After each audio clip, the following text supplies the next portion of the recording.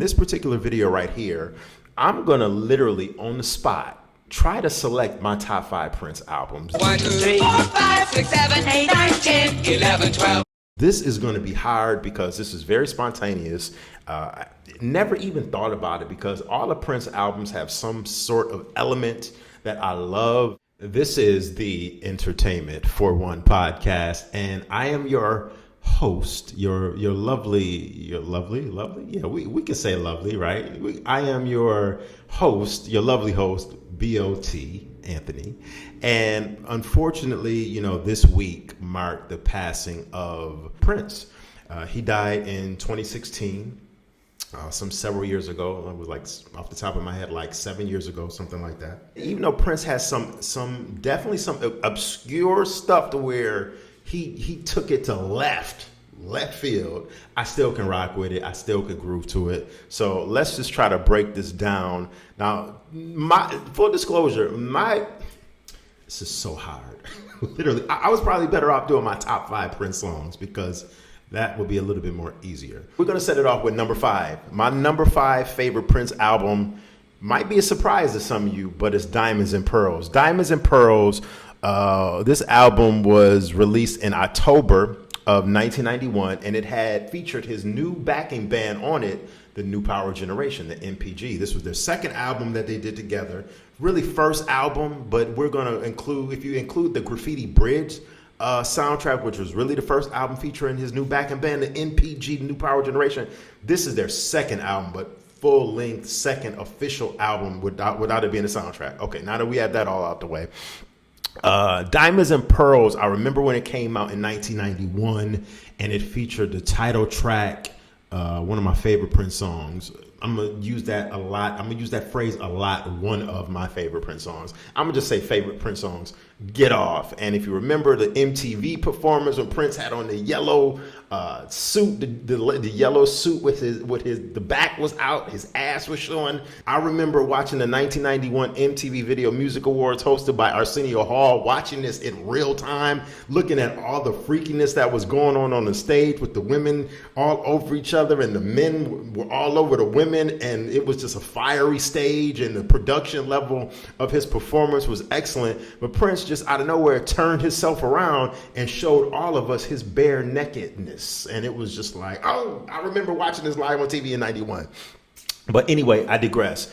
The Diamonds and Pearls album featured some of his most amazing songs. All of Prince's songs were amazing, but it featured Thunder. I love that song, Thunder and Lightning. Diamonds and Pearls, the title track, was a beautiful song. And the video for Diamonds and Pearls and the videos for the Diamonds and Pearls era album featured Diamond and Pearls, the two beautiful ladies that were his proteges at the time. Very beautiful. Wherever Diamond and Pearls are right now, I love you. You women look absolutely gorgeous in 1991 in Prince's videos. It had Cream on there, strolling. Oh man, I love that song. Get Off. We just talked about Get Off. 23 positions in a one night stand. This album was really, really slept on. I'm not gonna say it was slept on, but it was just a really good Prince album. I mean, I would honestly say I think this is Prince's best album throughout the whole 1990s. I mean, if we take away the Batman soundtrack, I think that was 89. But if we take away the Graffiti Bridge soundtrack, which was a good soundtrack, good album, I think the Prince Diamonds and Pearls album was literally his best album throughout the whole 90s. Let me know what you think. But it had Money Don't Matter Tonight. I love that song was on there. Insatiable was on there. Diamonds and Pearls was a very exceptional album for Prince. It's my number 5. Then I'm going to go with number 4. Is Sign of the Times in 1987. This album was released. Sign of the Times was Prince's 9th full-length studio album, and it was released in March of 87. And it had the title track, Sign. This was like a double album. Really big album, really big songs on there. Housequake was on there. Sign of the Times was on there. It was on there. I love that song. Starfish and Coffee. Hot Thing. And then we had You Got the Look. You Got the Look featuring Sheena Easton was on there. I absolutely love You Got the Look. It's one of Prince's best songs ever. If I Was Your Girlfriend. And of course, it featured Adore. Prince's, I mean, it's just classic material. No other artist has this much material in their vault and in their catalog and this much classic material. Adore is oh my God, that song was just heavenly. Seriously, heavenly. Thank you so much, Prince, for leaving us with so much good music. Adore, oof. I just get the chills every time I hear that song and think about it. So, yeah, Sign of the Times is number 4. Number 3. Number 3. I'm going to probably shock a lot of people with this one. Number 3 is the Parade soundtrack. Really, it's not the soundtrack.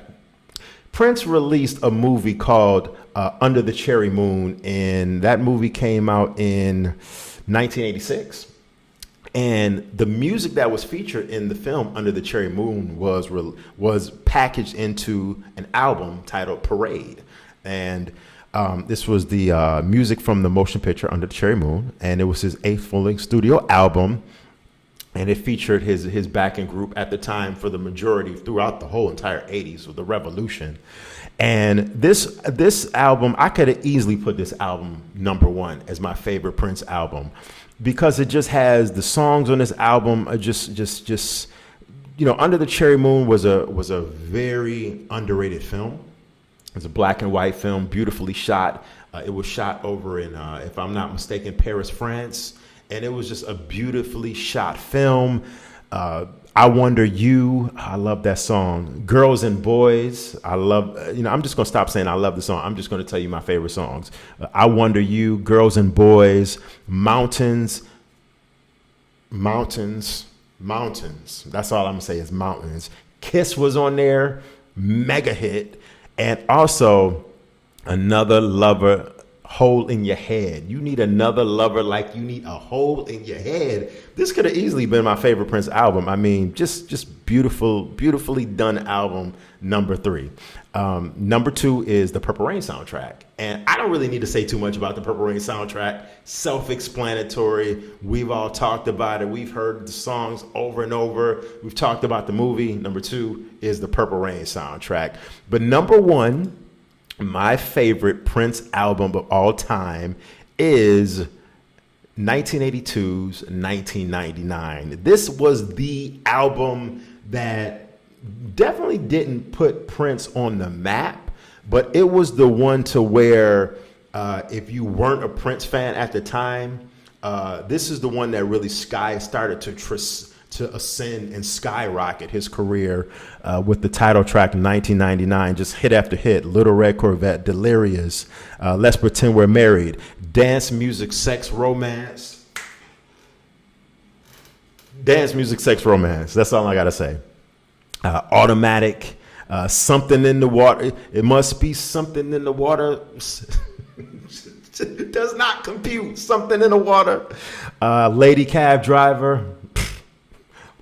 I could just get up and leave and cut this stream off. Lady Cab Driver, All the Critics Love You in New York, my favorite Prince album, 1999. Let me know what you think about my list, and I want to know what is your top favorite Prince album? Let me know. You don't necessarily have to give me your top 5, but just be freely let me know what is some of your favorite Prince's albums. Thank you for watching. You already know I appreciate you. Listen, until later, have a good one. Stay blessed, and I will talk to you soon. Peace.